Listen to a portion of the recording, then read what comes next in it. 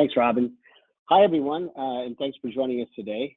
As you're well aware, AEW has kicked off with quite a week here for its return to Las Vegas with Dynamite last night, Rampage tomorrow, the Fan Fest on Saturday, and it all leads up to Sunday night when AEW will broadcast the fourth installment of the Double or Nothing pay-per-view from T-Mobile Arena in Las Vegas.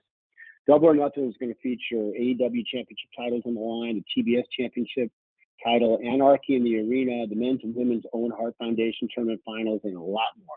So without further ado, let's go to AEW CEO, GM, and Head of Creative, Tony Khan, who will be here for about 45 minutes or so to answer your questions.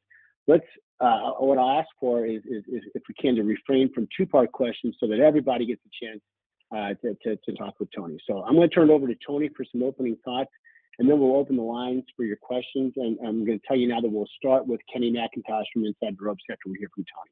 Tony, it's all yours. Thank you, Jim.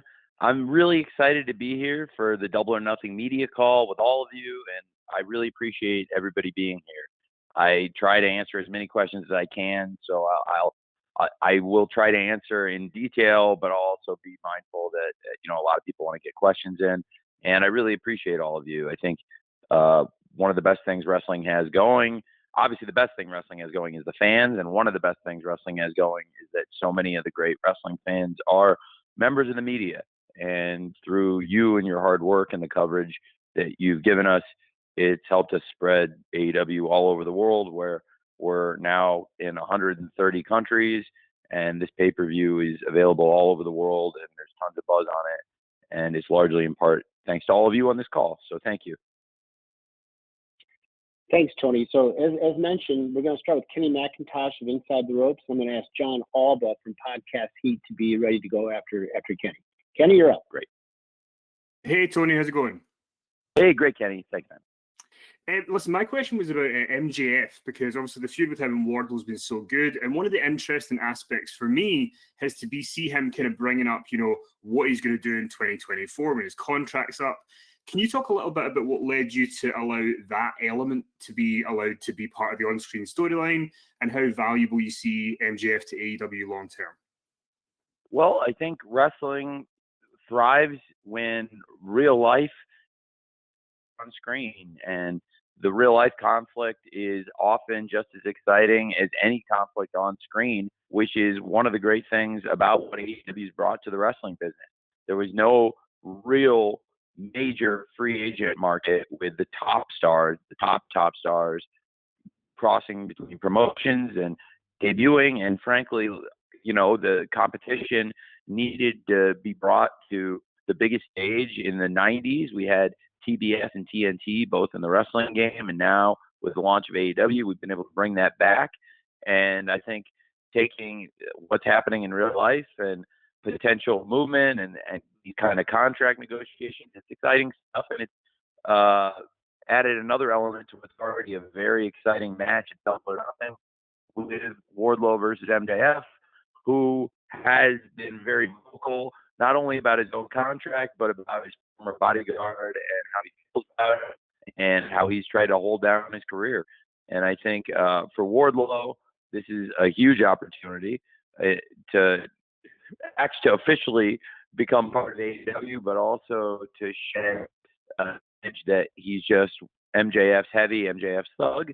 And for MJF, it's been a great opportunity to not only air some real life grievances and air his actual status, contractually or otherwise, but I think it's just been TV2 on television, and people are really excited about the fight at Double or Nothing on Sunday. Thanks, man.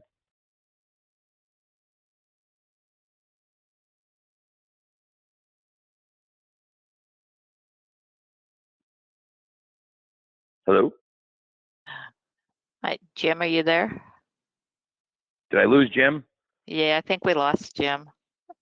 Oh, man. Well, I got to tell you, That's Jim, okay. Jim's in Urbana, Illinois. I know the phone reception, being from Urbana, Illinois, the phone reception is always the best out there. So, Kenny, thanks for the great question. And we can, whoever you guys want to give me next, I'm ready to go.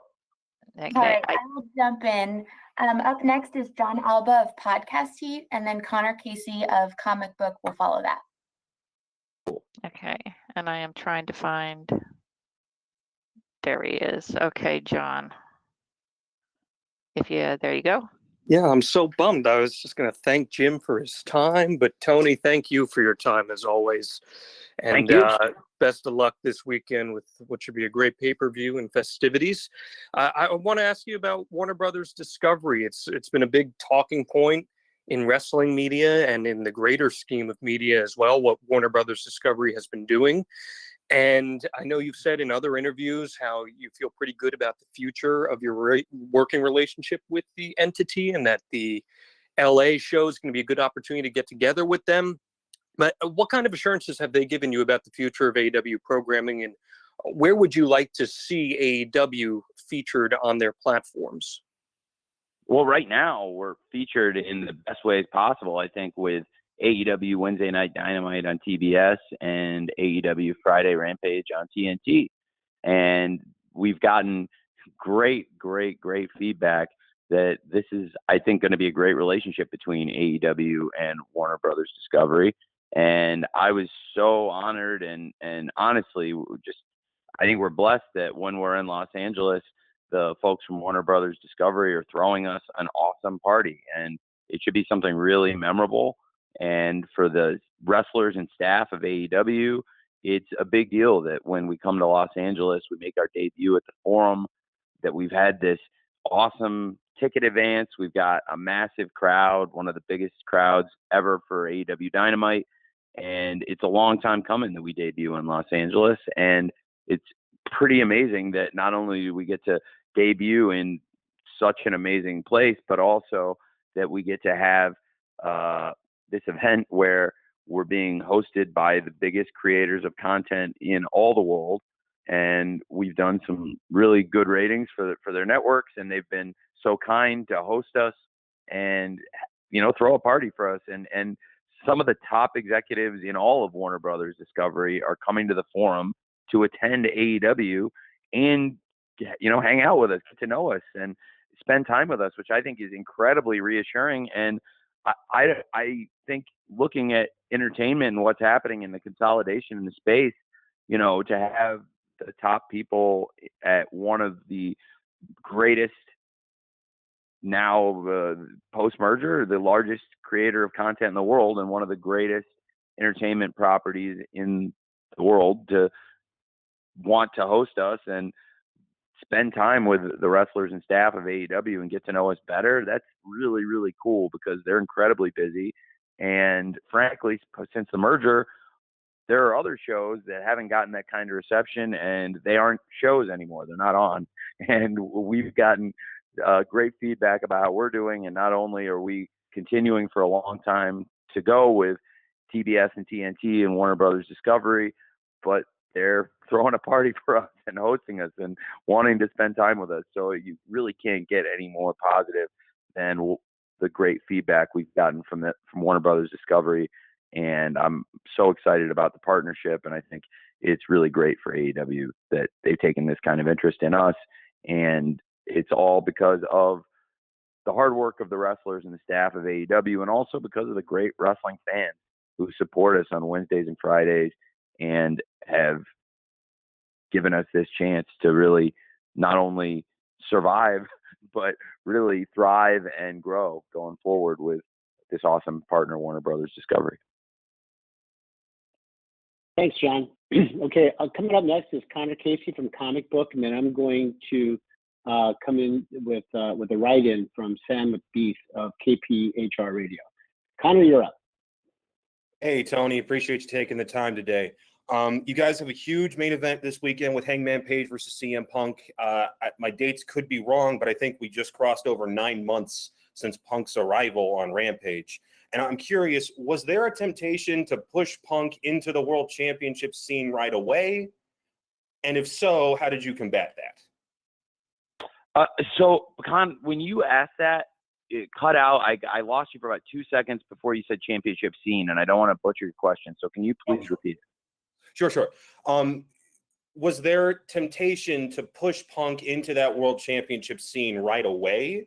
And if so, how did you combat that? No, I thought that, like everybody in AEW, it would makes sense for CM Punk to come in, fight top wrestlers, and if he did want to wrestle for the championship, which I think is something that clearly is very important to him, then like everybody else, he would come in and work his way towards the top and try and earn that top spot in the rankings. And he has really done that. I mean, he's put in the work in and out of the ring in this company. He's worked really hard. He has, in my opinion, fought some of the best wrestlers in AEW and all the world to get to this position. He debuted taking on a young wrestler, Darby Allin, and he wrestled a lot of other really great young stars along the way, including Daniel Garcia, John Silver, and many other great young guys with a lot of potential, but also a lot of veterans. Some very well-known veterans and others that probably hadn't gotten their due at that point, like Eddie Kingston versus CM Punk, I thought was a great match and really brought spotlight on Eddie Kingston that Eddie deserves.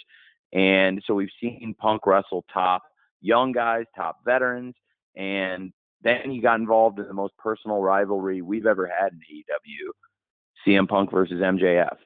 And it helped take the company to new heights in many ways. We had amazing, amazing results, not just in terms of the TV, but really so much in terms of pay-per-view and merchandising and live events and all the incredible new milestones we've set with CM Punk in the company. And he's a huge part of the company, but as far as the championship scene, we've got the best champion in all of wrestling, Hangman Page. He also worked his way to the top.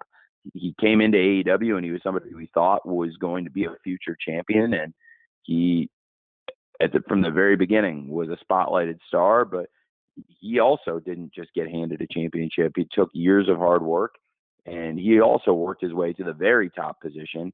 And I think that's why this is such an exciting match, because years of hard work for Hangman and years of hard work for CM Punk before he arrived in AEW. And like you said, the last 9 months, nonstop, not giving us a Hollywood comeback to come back for one match or maybe two matches, but to come back every week and do this for the wrestling fans, and where CM Punk's going to be featured on TV every week for us. It's a big deal, and I think it makes a lot of sense now that based on how CM Punk fought through that very personal feud and beat MJF and has earned that number one spot in the rankings, and based on how Hangman has taken down the great champion, his former partner Kenny Omega, and so many awesome legendary wrestlers along the way, I think it's very fitting, like two trains colliding, that on Sunday it's Hangman Page versus CM Punk for the world title. Thanks, Connor. Sam McBeath from KPHR has a pretty simple question for you here, Tony. How do you feel this Double or Nothing is going to compare to all the pay-per-views that you've produced here over the last 3+ years?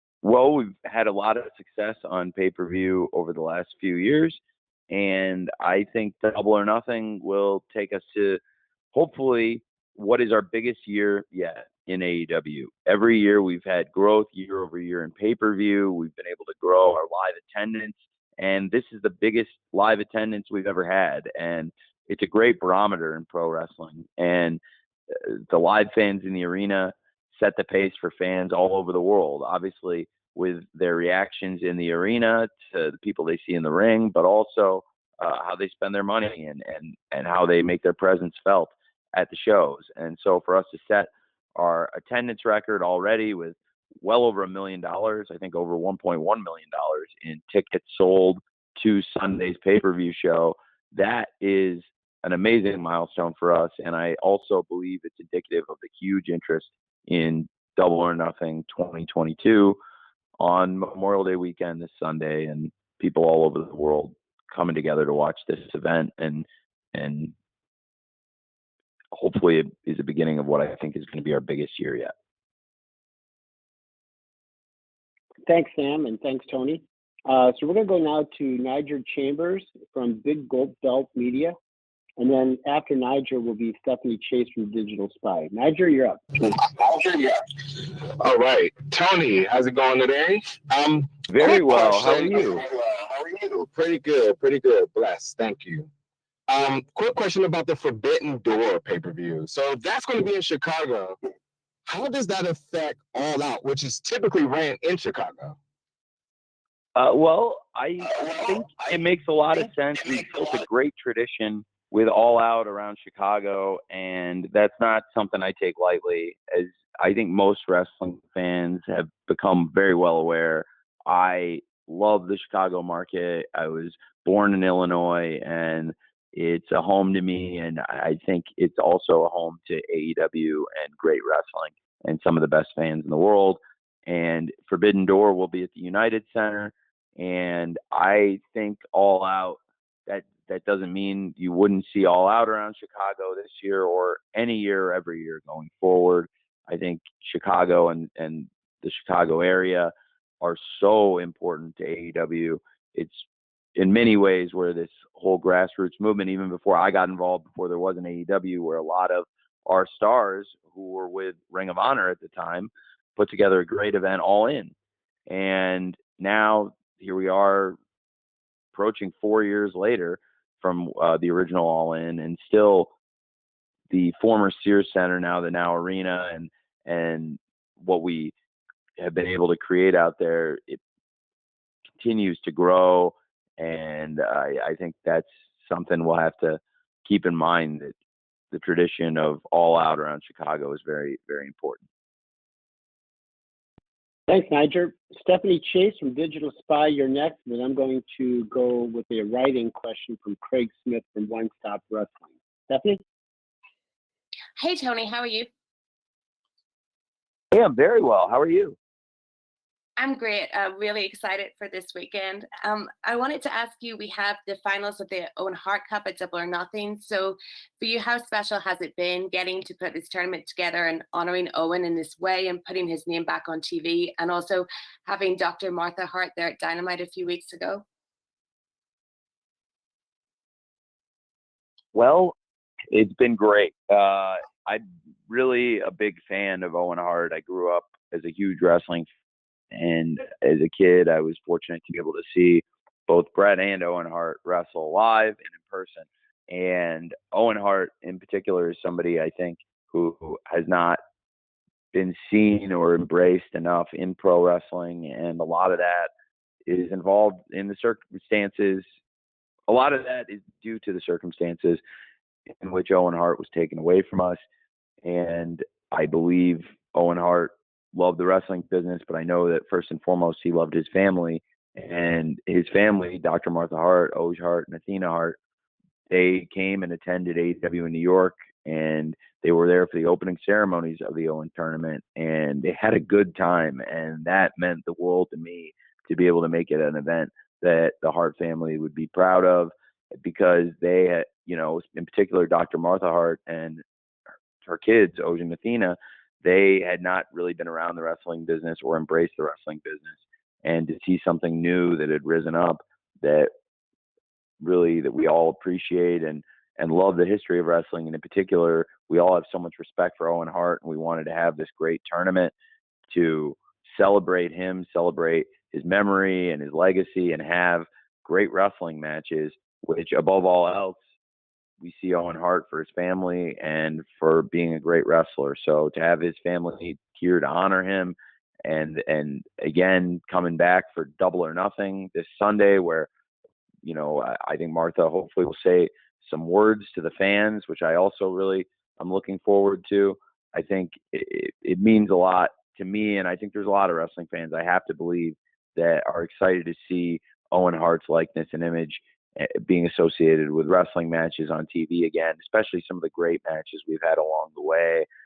There's been some matches that to me really stood out in the tournament that I really enjoyed, including Jeff Hardy versus Darby Allin. I thought was outstanding. Tony Storm versus Jamie Hayter, I thought was a tremendous match.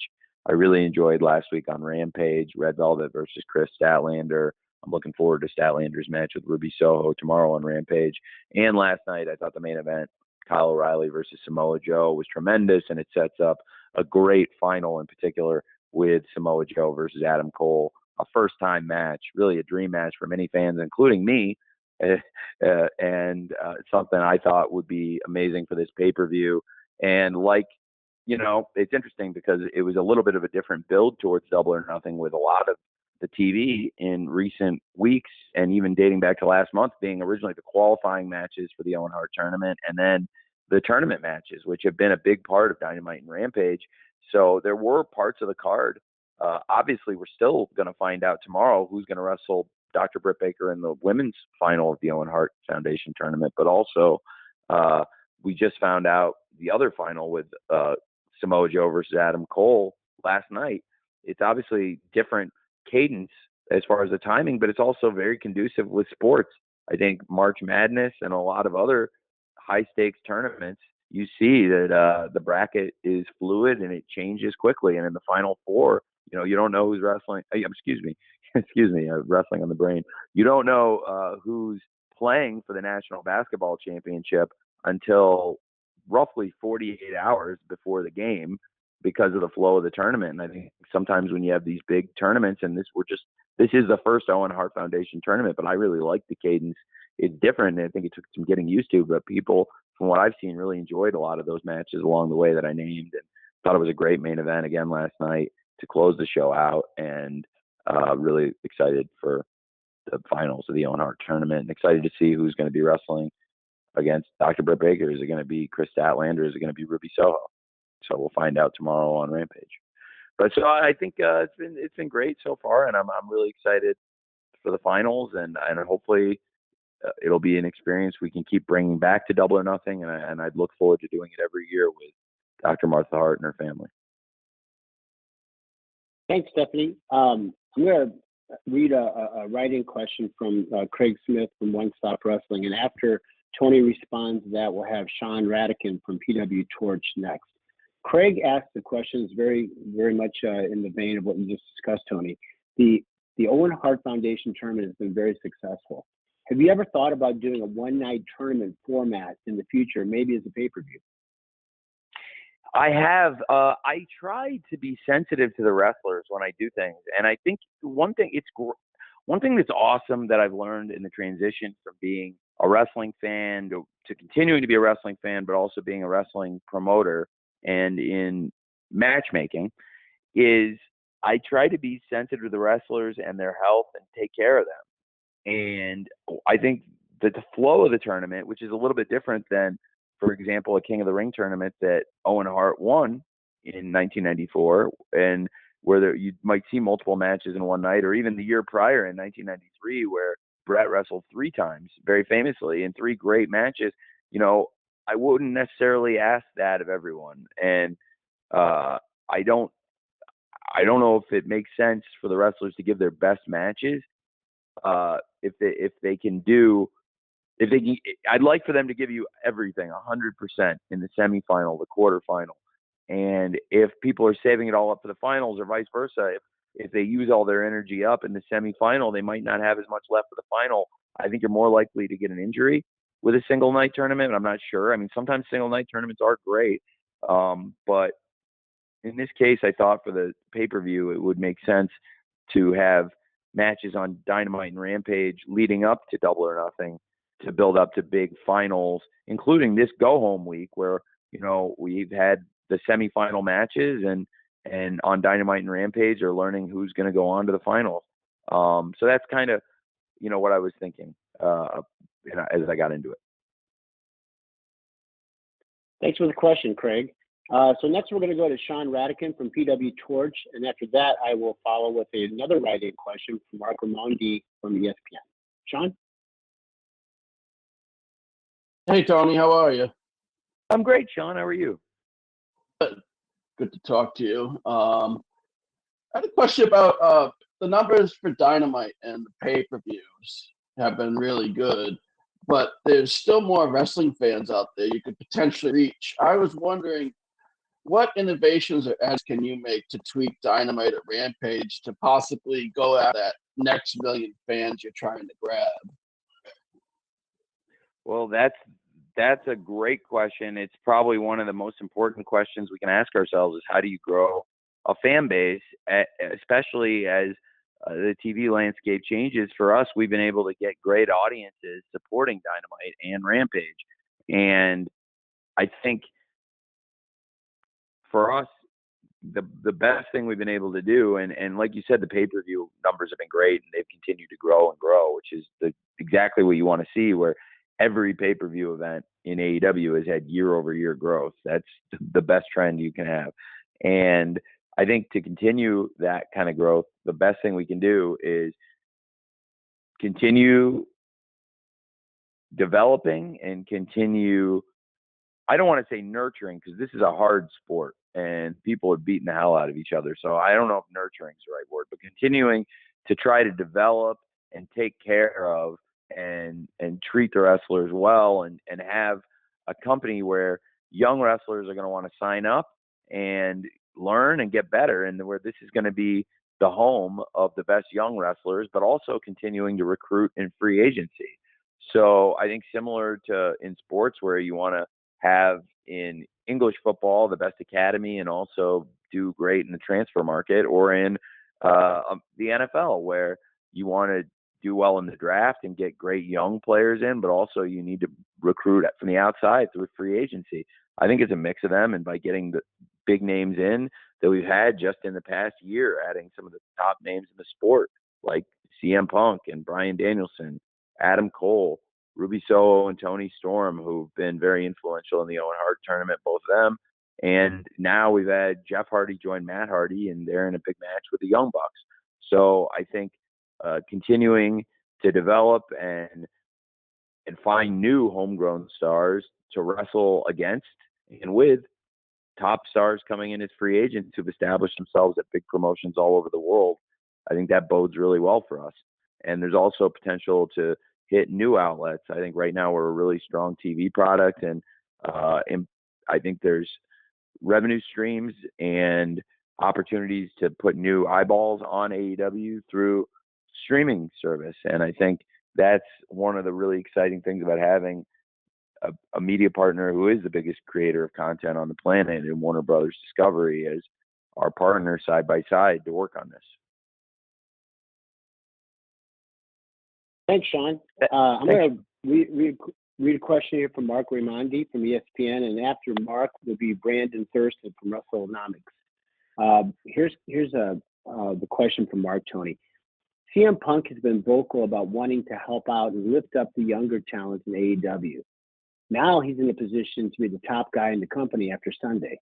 How can these things coexist?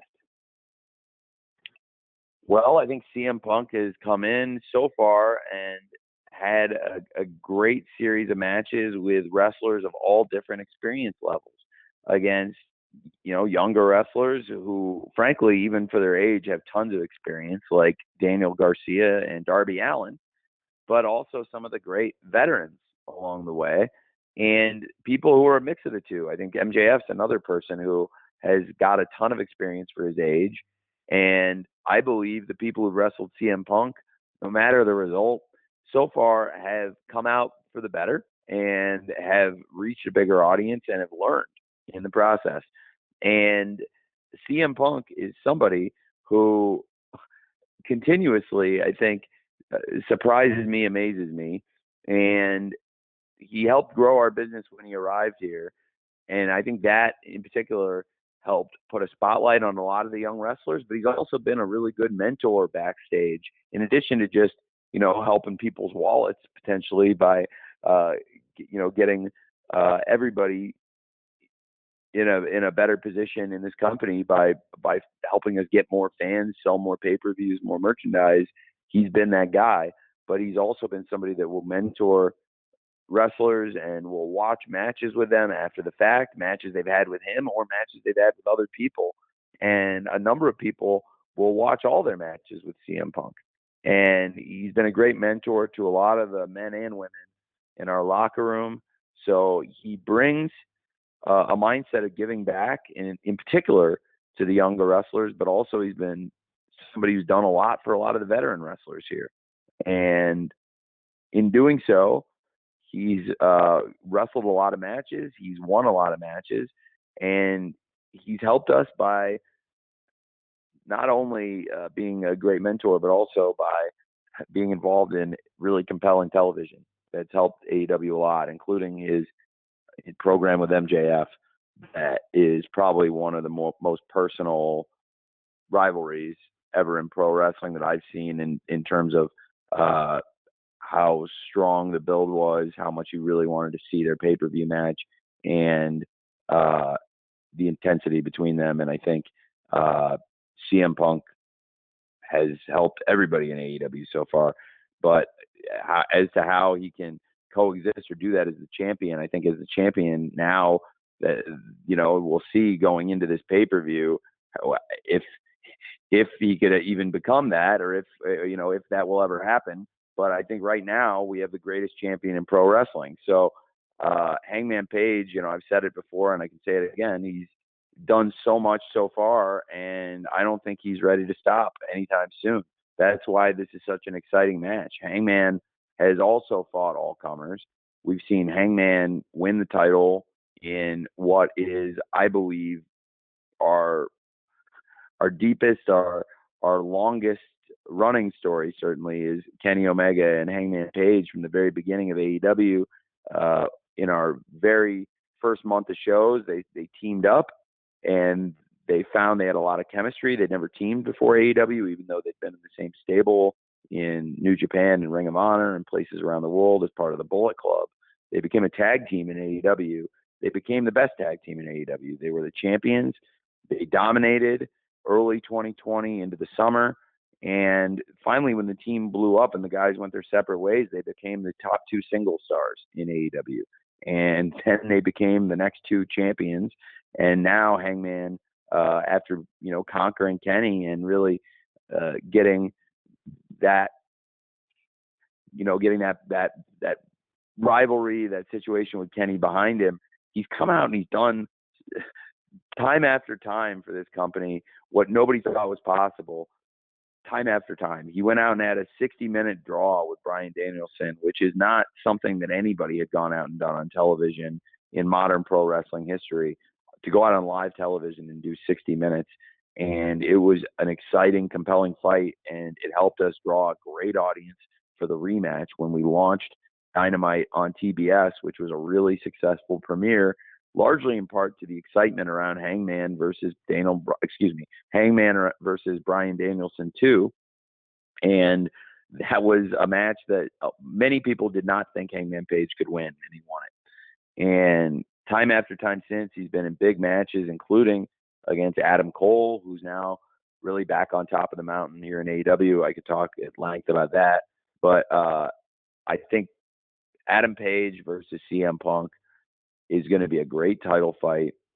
And one of the things that makes it so exciting is the role that both guys have been on. I think those are the best kinds of title fights.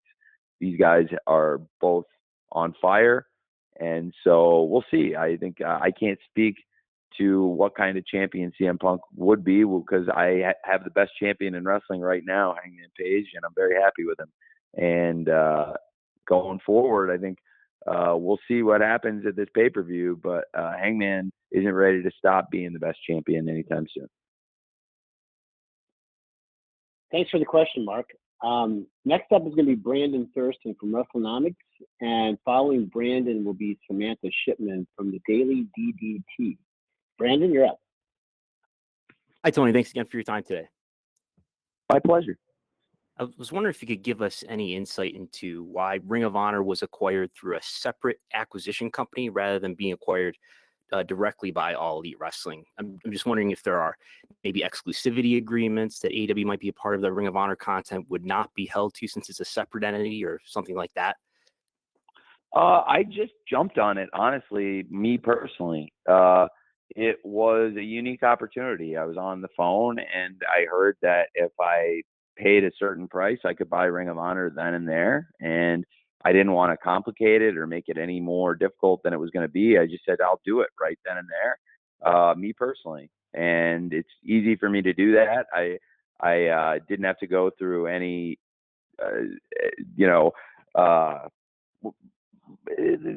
guess the way I looked at it at the time was the price was right, the opportunity was right, and I was looking out for AEW. I think I always am thinking of AEW, and in doing so, I think this transaction, it makes sense for Ring of Honor to be its own brand and stand on its own feet.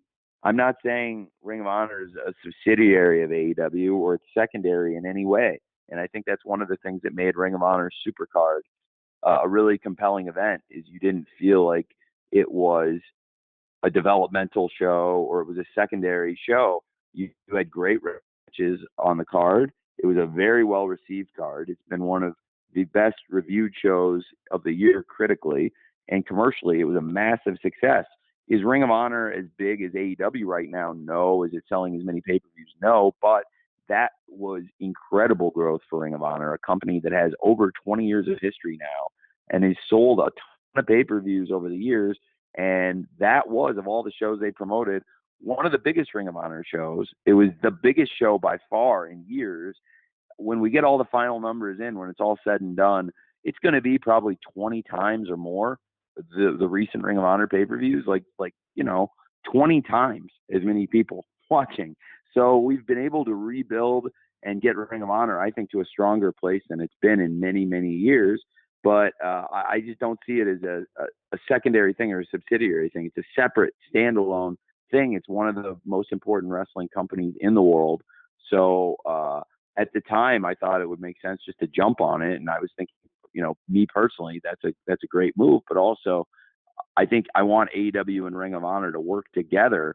But Ring of Honor isn't supposed to be working for AEW. They're their own two promotions, and they're going to both be very strong with great champions. And I'll operate them separately. And I think one thing that's been great since the sale has been having some of the top stars in Ring of Honor wrestle in AEW, including having the Ring of Honor World Television Champion Samoa Joe being involved in the Owen Hart tournament, and now in the finals of the tournament, taking on one of the biggest wrestlers in the world, Adam Cole. Thanks for the question, Brandon. As promised, Samantha Shipman from the Daily DDT is next, and Samantha will be followed by Mike Johnson from PW Insider. Samantha, you're up.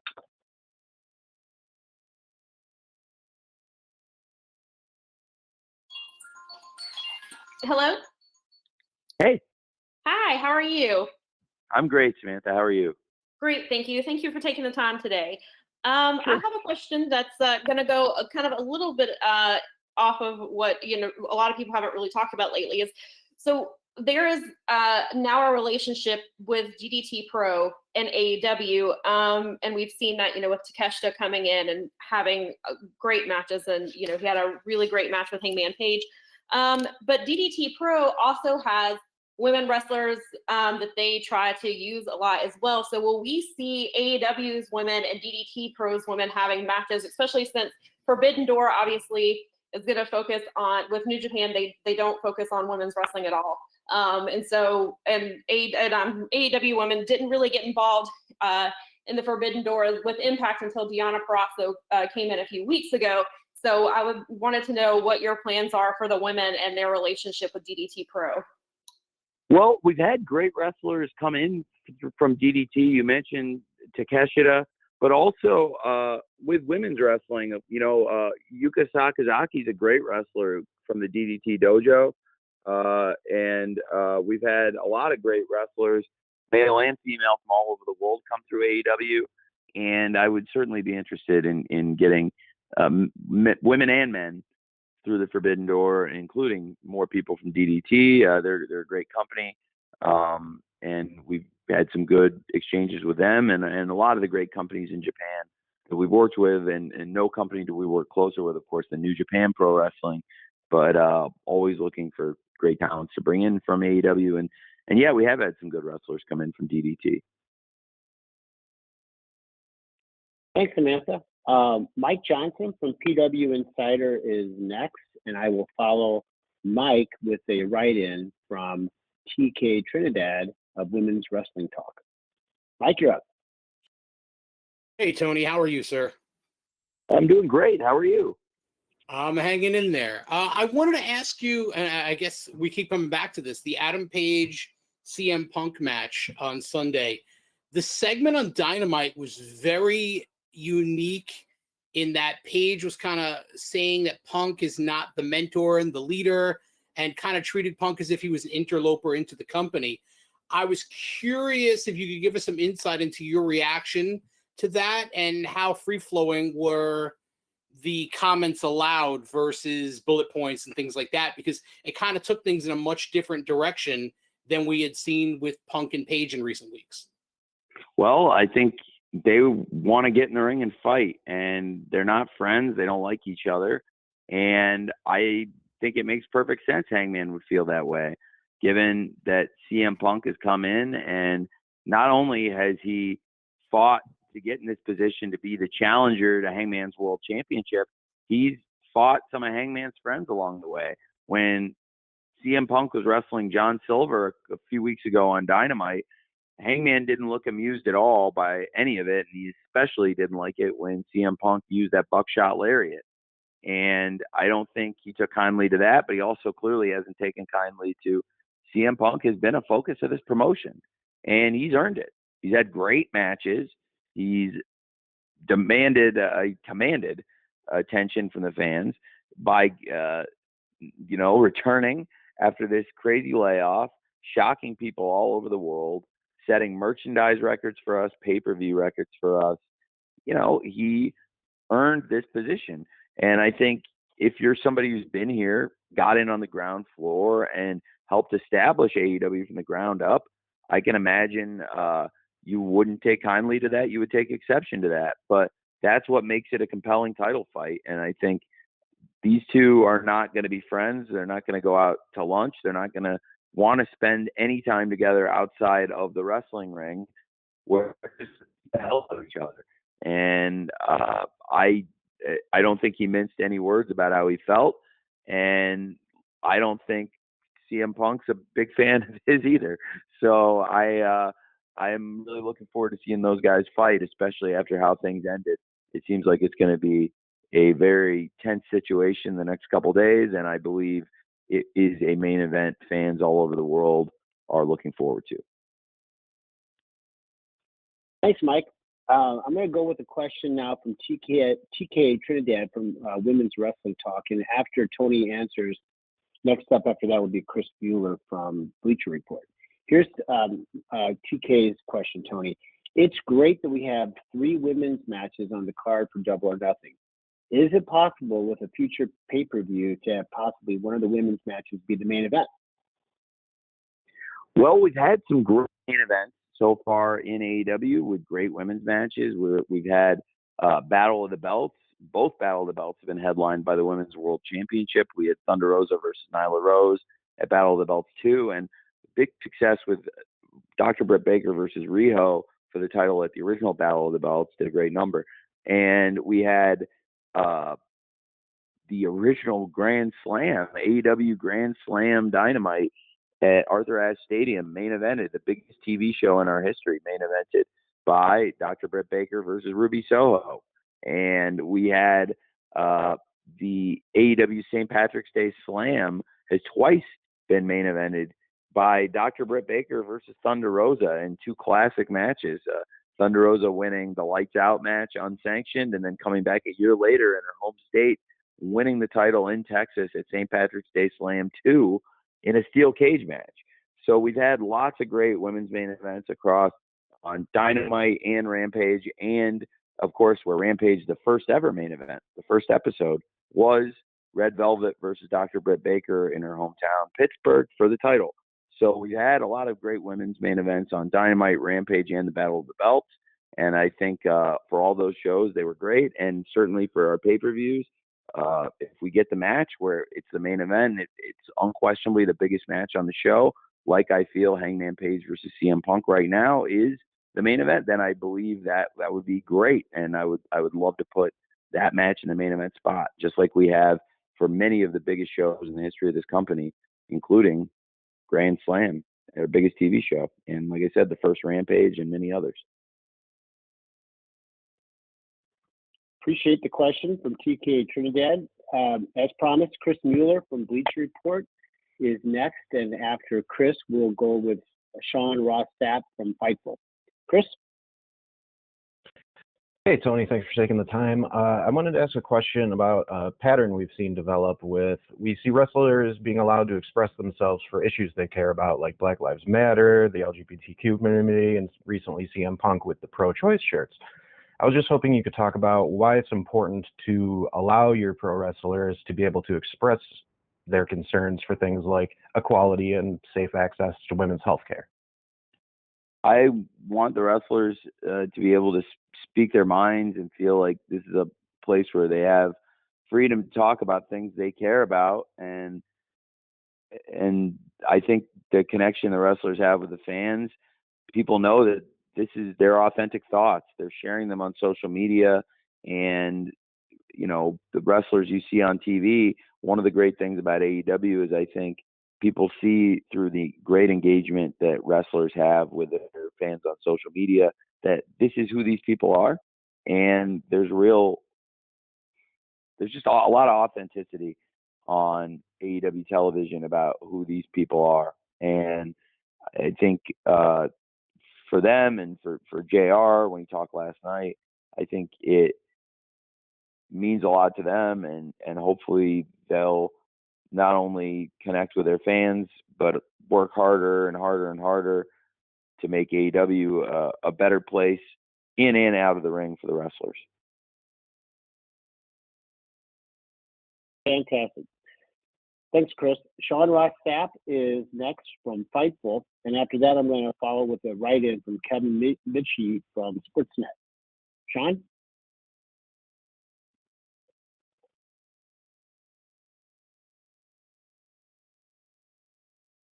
Sean, if you're trying to talk, you need to unmute yourself. Sorry about that. The Owen Hart tournament's going on right now, and it's wrapping up this Sunday. Do you have any insight on sort of what the winners will get? Will it be a trophy, like a custom championship belt? How will that work? Well, I think on Sunday at Double or Nothing, people are going to see what the winners of the Owen Hart tournament will receive, and it's one of the exciting things about the event. And I think people are looking forward to the unveiling of what the winners will receive, and it'll be something really nice. It's something that we've shown to Dr. Martha Hart and her family and gotten their approval. It's really, really cool. And I think the Owen Hart tournament and the great wrestling around it and the matches that have led up to the finals, and then now the finals themselves on Double or Nothing, gives you a lot of reasons to want to watch Double or Nothing on pay-per-view, but also for those of you who are interested in what exactly the winners are going to receive, you'll find out at Double or Nothing, and I promise it'll be cool. Thanks, Sean. Here's the question, Tony, from Kevin Mitchie, if I'm pronouncing that correctly, from Sportsnet. When will AEW expand to international touring, more specifically Canada? And any Canadian cities identified as a potential first visit for a location, Tony? Yeah, absolutely. I would love to bring AEW to Canada. We're expanding right now. We've been back on tour for less than a year. We were shut down for about a year and a half through the pandemic, where their live event touring was shut down, and now we're back and we're servicing markets in the United States that we'd originally planned to go to back in 2020. And so Canada's been on our list for a long time, and it's something we're definitely going to do in the near future. And I don't have the exact date yet, but I'm really looking forward to bringing AEW to Canada. We have great media partners in Canada with TSN carrying Dynamite and Rampage now, and I believe not only the support of TSN, but also a lot of the local media up there. They're huge wrestling fans in Canada, in part because there have been so many great Canadian pro wrestlers, and a lot of those great Canadian pro wrestlers are in AEW right now. And we just saw one of them, Kyle O'Reilly, coming very close to making the Owen Hart finals, did a great match in the semifinals. Of course, Chris Jericho, one of the great legends of the sport, and Kenny Omega, one of the great champions in AEW and all over the world. and I can't wait to bring AEW to Canada personally. I love the country. I have visited before. I had a stake in the wrestling business myself, but I actually drove up there to go to WrestleMania 18 as a fan in 2002 on my spring break in college. And I love going up to Canada recreationally. It's fun. It's beautiful. And my family, in addition to the auto parts business, has a lot of business ventures there, including my father is the owner of the Four Seasons Hotel in Toronto. And there are a lot of great cities all across Canada. But I think if we were to debut somewhere, I think it would be great to debut in Toronto, where my family has something so special going with the Four Seasons Hotel. And my dad has tons of factories and connections in Ontario. So that would be pretty cool. All right. Thank you very much, Tony. We've got a couple more here to go. We're getting close to the top of the hour. Stephanie Francombe from Steel Chair, I'm going to go with you next. And we're going to follow Stephanie with Nick Houseman from Wrestling Inc. And then after Nick, we'll do one more. So, Stephanie, you're up. Hi, Tony. Hi. It's been a while. It's been a while, and I'm very happy to talk to you again. We had a very good surprise last week. Sorry. To see Johnny Mundo Elite. He had so many names to be the Joker on the Owen Hart tournament. Yes. I'm thinking about signing him full time and making him Johnny Elite.